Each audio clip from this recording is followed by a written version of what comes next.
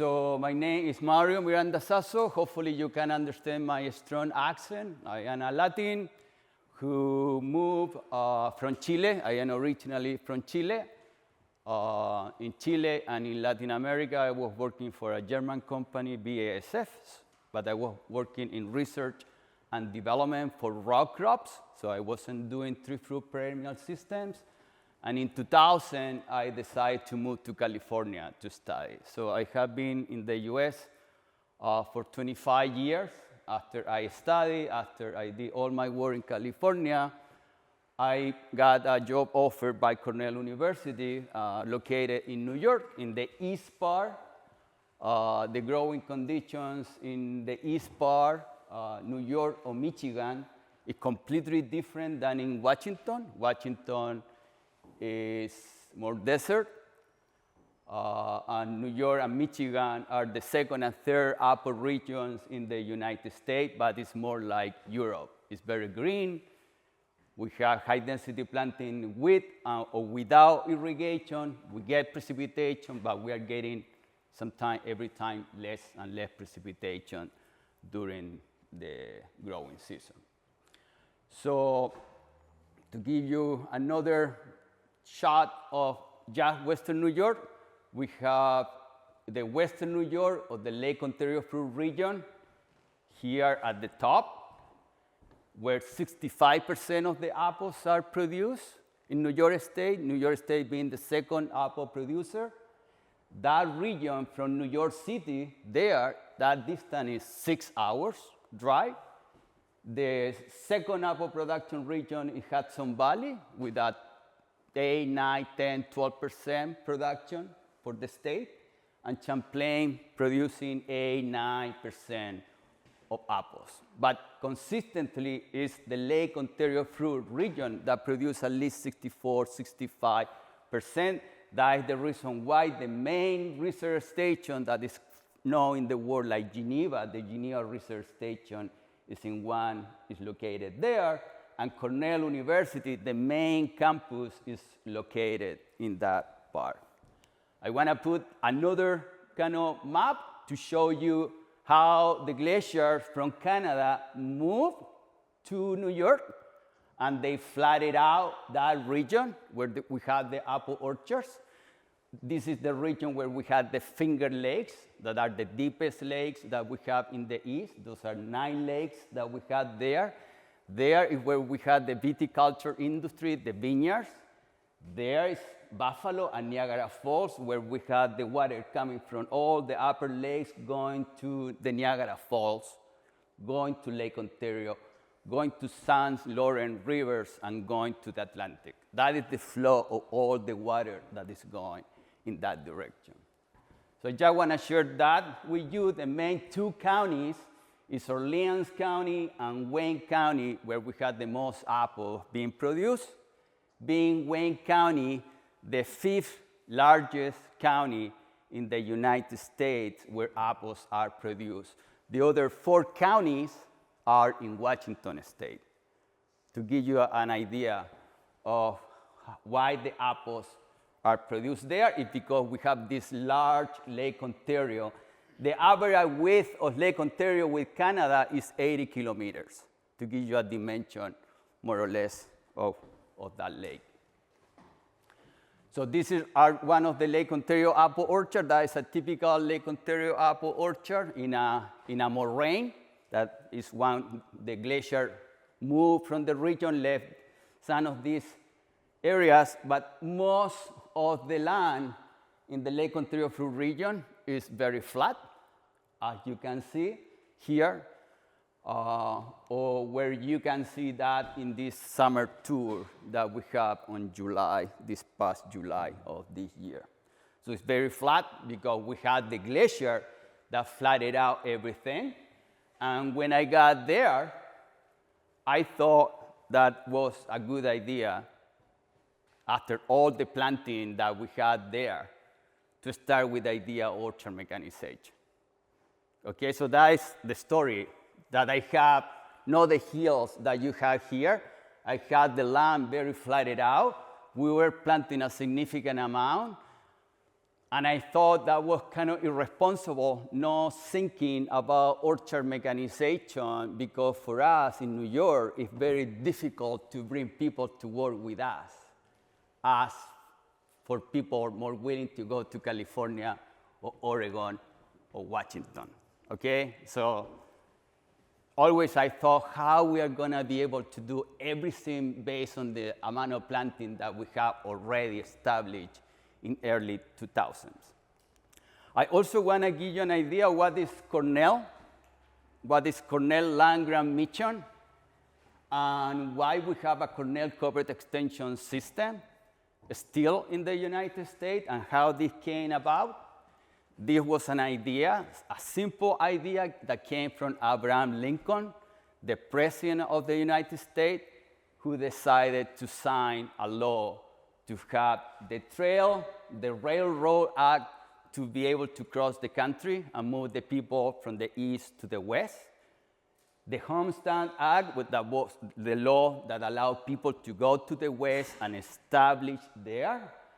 And perhaps the most important law was the Morrill Land Grant College Act, which created the American Land Grants Institutions. So at that time, higher education in the United States was only provided by the Ivy League universities, okay, like Harvard. Harvard was founded in 1640 and was just given to the high elites. But Abraham Lincoln, through this law, was able to establish one agriculture, science, and mechanical arts science or college, at least one college in each of the 50 states. So the people in the country was able to get education about agriculture. And one of the universities who provided education was Cornell University at that time. Cornell University and the land grant mission and the College of Agriculture is so huge just because when the law was signed by Abraham Lincoln, New York State was the most populated state in the United States. And when Abraham Lincoln decided to sign the law, the amount of money that was granted to each state in land to be able to profit to start a college was based on the population. So at that time, in 1862, the most populated state was New York State. That's why Cornell, of the 7 colleges, the College of Agriculture is still a huge elephant, I should say, because that is what developed the Green Revolution, at least in the United States. Today, we are trying to reinvent ourselves, how we can continue using all the facilities that we have still. So, coming back to orchard mechanization, and here I'm going to switch a little bit, is any time that the sooner and the more often a new technology gets applied in real orchard situations, the more likely it is going to stick. So if you are thinking to go to Interpoma in November, and you go there, and you find an amazing machine, that the Rivo machine that I just saw here, or an embossing machine, and you bring it here just thinking that you are going to use it for one task, that is an initial mistake. If you're bringing one machine, you have to use it 1, 2, 3, as many times as you can to use it to figure out how to get the most of that technology. And you have to let the people to make those decisions also. So the best growers or the best employees execute their technology adoption strategy in very simple terms and then consistently put it into action. It's very psychological because when we start bringing new technology to the apple orchards, to the Mexicans, to harvest fruit, some of the picking crew the second day after we brought the machine, they didn't show up. They were very scared about the technologies. Okay, so the growers, it's very psychological the way how you bring the technologies, because it's also a barrier. Perhaps you still are able to communicate in English. But for us, at least in New York and in Michigan, it's a big barrier of language because of the 8,000 people that we need to pick fruit in New York. At least 70% are Mexican, and the other ones are from Jamaica. Okay, so we need 8,000 people, more or less, to pick fruit, the New York crop, almost every year. So this has been our journey. I know the people there from behind, perhaps they cannot see, but this has been the sequence of adoption with GPS planting, with 1 or 2 or 4 rows at one planters, with orchard platforms that we start building most of the time. In Italy, the growers start bringing platforms from Europe, but I don't want to be unrespectful with the amazing technology that the Europeans have developed, but many growers in New York, they call it the toys. Okay, those machines couldn't work for our situations.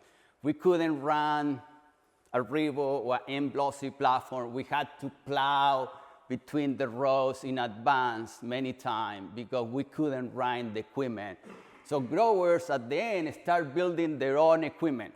I saw a lot built on-farm built equipment in the previous stop. I don't know if here you guys are building your own equipment for your own conditions, but we build our own equipment for orchard platform, for winter jobs, orchard platforms for spring, summer jobs. Later, we start building harvest assist platforms to help the people to move and for them to be more efficient. If someday I am able to host Nick with growers, we have growers already in Western New York who are not using ladders for harvest. But we are assisting the pickers to be more efficient with machinery. That was kind of the journey. The next one was the mechanical pruning. The mechanical pruning started more perhaps in the summer, it started kind of in the spring.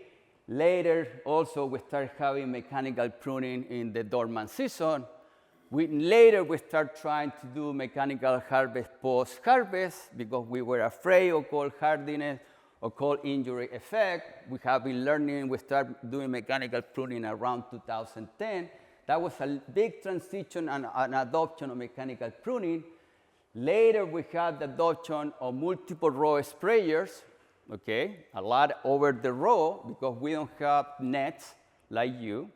So we have been able to adopt multiple row sprayers, more than Michigan, more than in Washington. After that began the reflective fabric adoption to be able to improve the color. In the last 3, 4, 5, 7 years, we start bringing the pneumatic defoliation machines also to be able to do that, to remove the leaves. So as you start adopting or trying to use new machine, you start seeing that it's very, very important, especially when you get to this point of pneumatic defoliation machine, the importance of to be very narrow, even more narrow than before.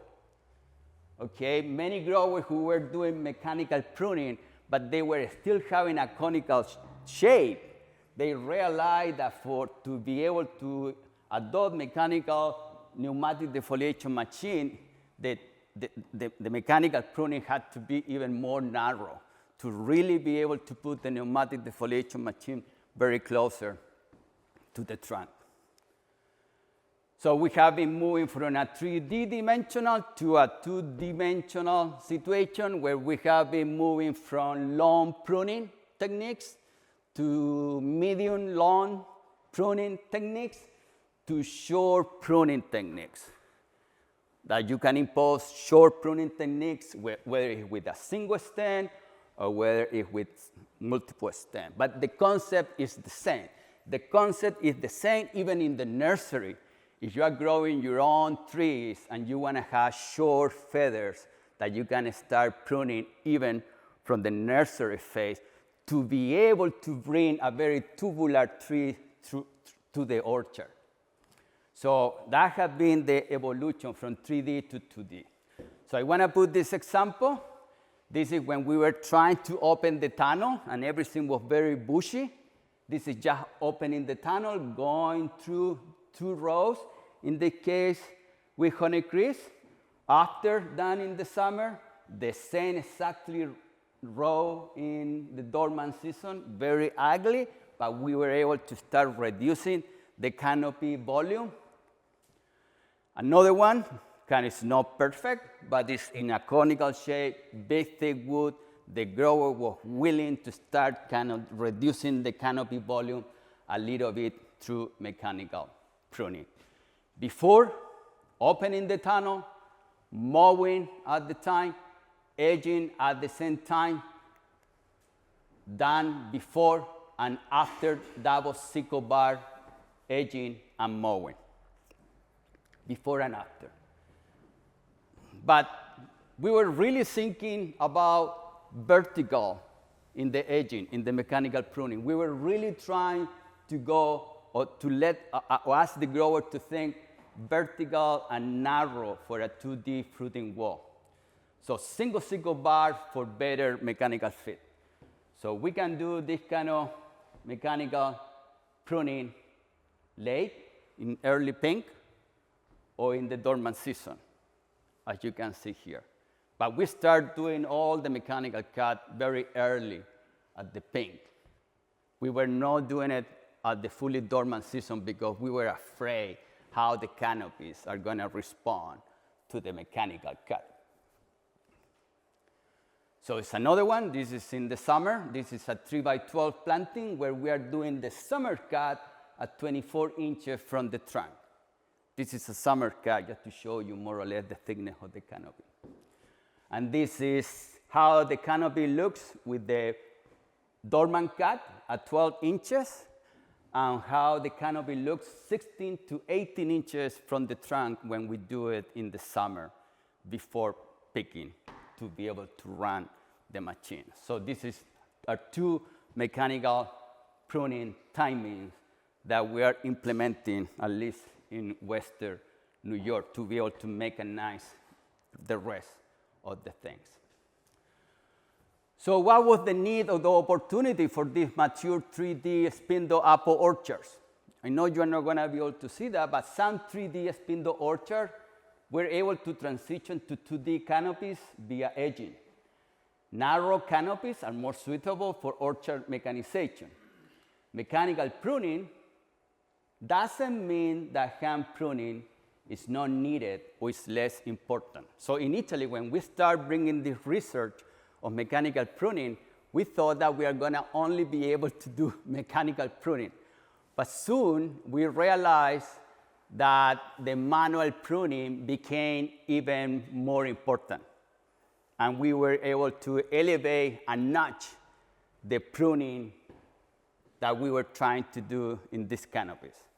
The guys, the people love to have a mechanized canopy, so they were able to enter the canopy in a different way with a different set of mind to be able to do even a better job in manual pruning. So the minimal, why we failed, why we start developing these big canopies? Because the minimal pruning concepts, at least in our region, in year 1, 2, 3, and 5, can be easily misunderstood. So in some situations, we were telling that perhaps you don't need to prune. But soon enough, if you delay the renewal pruning, that can create very dense canopies, especially for high vigor trees on high soil fertility situations. That was our situation in Western New York, but when you have the light environment that you have here, perhaps you don't have the soil fertility that we have there, but here you have a huge amount of light, that also is going to push out a huge canopy. Okay, so you have to be on top of your pruning, and perhaps you're going to have a lot delayed renewal pruning. I saw a lot of branches that were hanging very long or medium size, that pruning cut should have been done 2 or 3 seasons before to be able to get the renewal that we need to be able to start having that I call filet mignon. Hopefully, I'm going to be able to talk about that at the stop.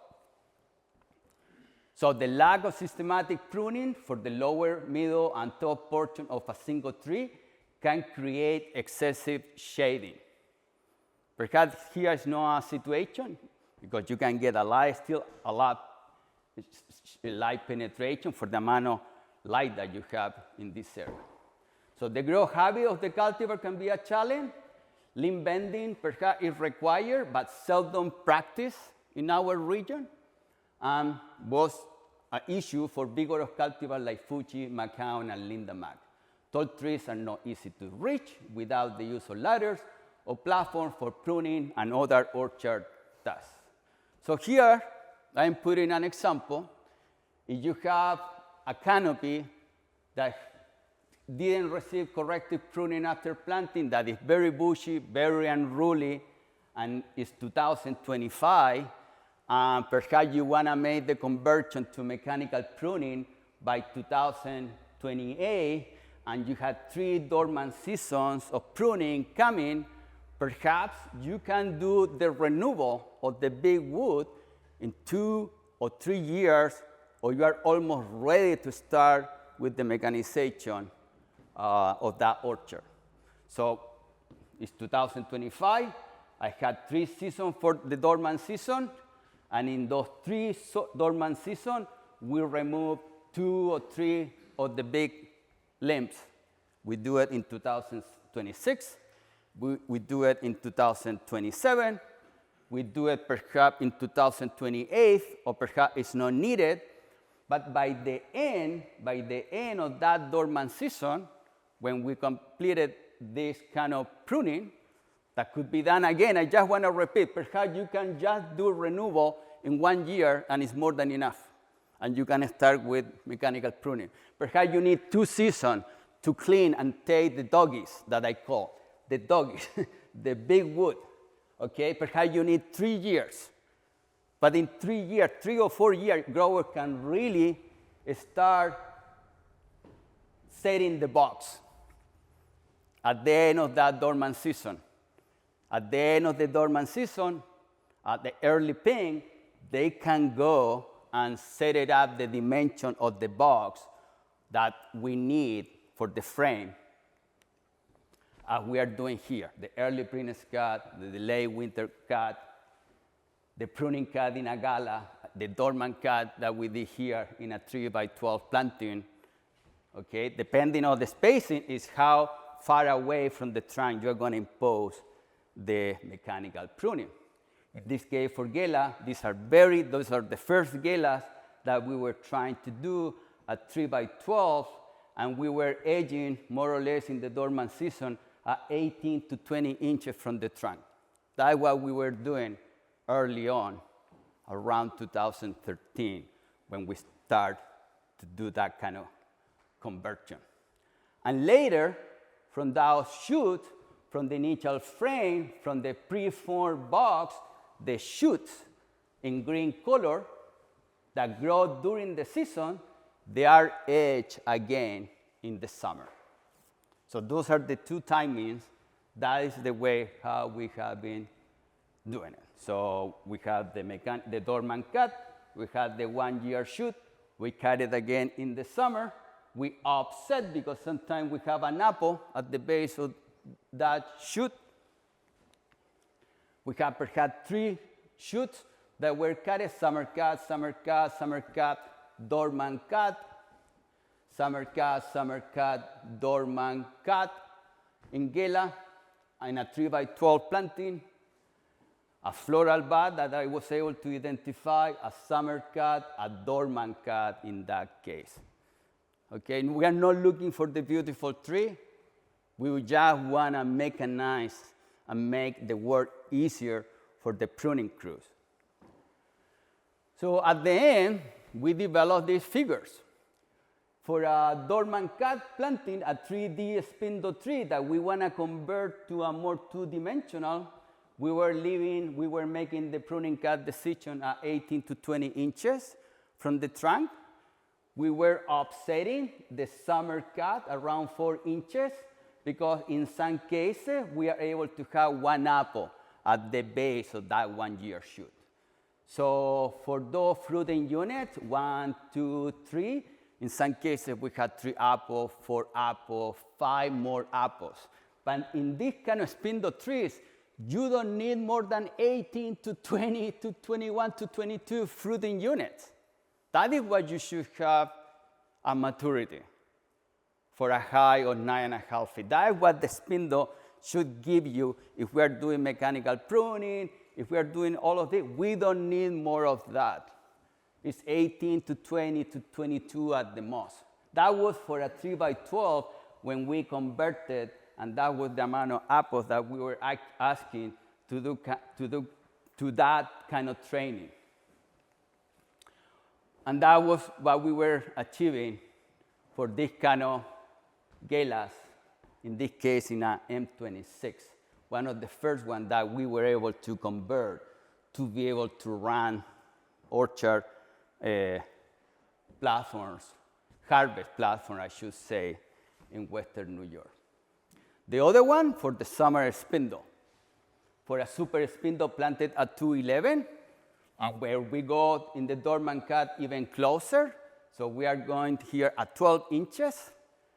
Okay, we do the summer cut almost right there in the summer because we are thinking to have only 2 apples in those branches in those super spindle trees. So this is a different density, but that is kind of what we are looking for graphically. So again, the dormant cut, we are able to prune inside. So we are able to do pruning, manual pruning inside. We are able to do a spur extension also, so you have more time to spend with the time. Once you don't have branches coming to you and everything is soft, it's the same dimension, you can do a better job doing that kind of manual cut. So you have dormant cut, mechanical cut, hand pruning cuts in the interior of the canopy. You're going to have the same kind of light distribution and penetration, and the people is going to be able to be in the summer at 16 to 18 inches from the trunk to be able to pick the fruit as we are doing there in a super spindle planting. So the people is right there. It's right there picking the fruit. It's easier for them. They can see better. They improve even the picking of the color of what we are targeting when they are right there with the fruit.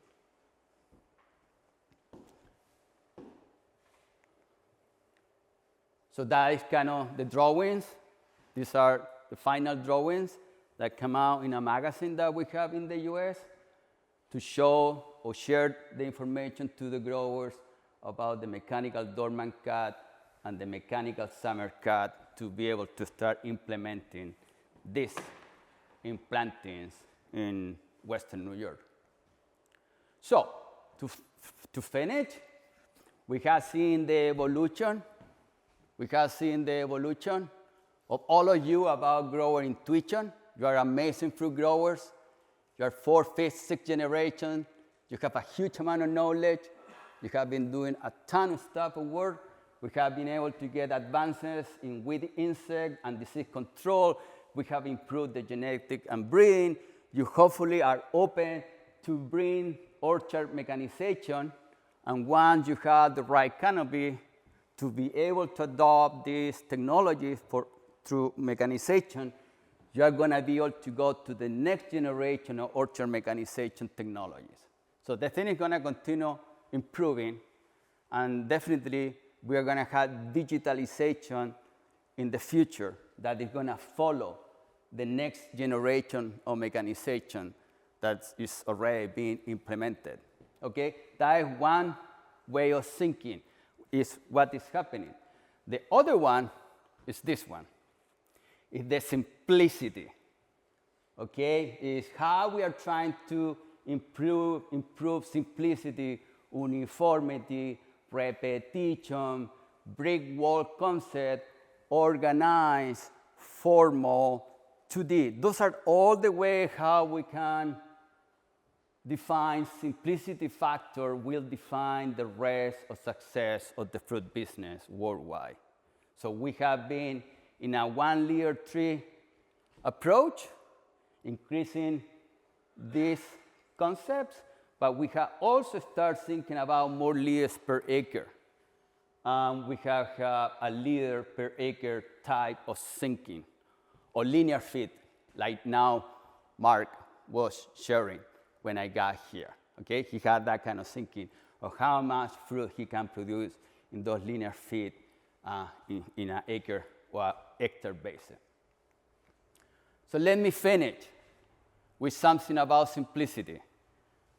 Okay, that there was something the many growers and their crew were not thinking 10 years ago. The more complicated you made the tree in terms of making decisions, the harder the system becomes for you and your workers. With a very simple training system, workers had to make few decisions. A very simple training system also makes the fruitlets, the branches, and the fruit very accessible to workers for hand thinning, pruning, or harvest. Use simple rules. Don't ask them to do 2 or 3 things in front of the tree. It's just simple rule. That's what we're trying to ask to a robot. The robot is trying to do one simple rule. We're trying to ask the people to do 1 or 2 things. That's it when we are pruning. That worker perhaps is going to be 6, 7 times in front of that particular tree to do something, hopefully with a machine, to be able to facilitate the movement of that person in the orchard. So complex tree architectures, and this is more psychological, okay? Complex tree architecture create many possible course of actions for pruning, which can confound workers. So when they see many things, they don't know what to do. When workers are faced with a superabundance of pruning cut alternatives, workers are afraid of making the wrong choice. Okay, it took me a long time to define that sentence. As a result, workers delay the pruning cut decision, default to the safest, obvious cut, or avoid choosing altogether when it's too confusing for them. So your pruning crew end up being less efficient, they work harder, no smarter, and you, like a grower, ended up growing wood, not fruit. So everything is a result of the pruning. Everything is going to be a result of building wood. By building wood, in many cases, you're going to stand grow, especially in an environment like the eastern New York or the eastern part of the United States, where we don't have so much vigor. But still here, I am convinced, after everything what I have seen, that your industry is going to get way better for the future if you start removing the big wood and start bringing the new wood to your canopies. Please believe me. Please believe me that if you transition from the big wood, especially in big planting that I saw with lots big wood, because they have been building big wood, long wood, trying to preserve those spurs there. Above and below the big pieces of wood is blind wood. There's no way that nothing is going to hit because all the energy is going there. Start pruning, start taking out the big wood, start leaving long stuff of 4 or 5 fingers. Don't go too short, that I have seen in many blogs, to be able to get the renewal and start bringing the more soft texture of wood that we need to produce fruit, even of larger fruit size. Because when you start building big wood, those spurs are also gonna age, and also start producing fruit of a small size. You need to have fruiting units of 3 or 4 years old to be able to have very healthy floral spurs to be able to have eternal fruit size at that moment. Okay, so that is the message that I want to share with you. Thank you so much, Nick, for the invite, and to all of you for the opportunity to talk today.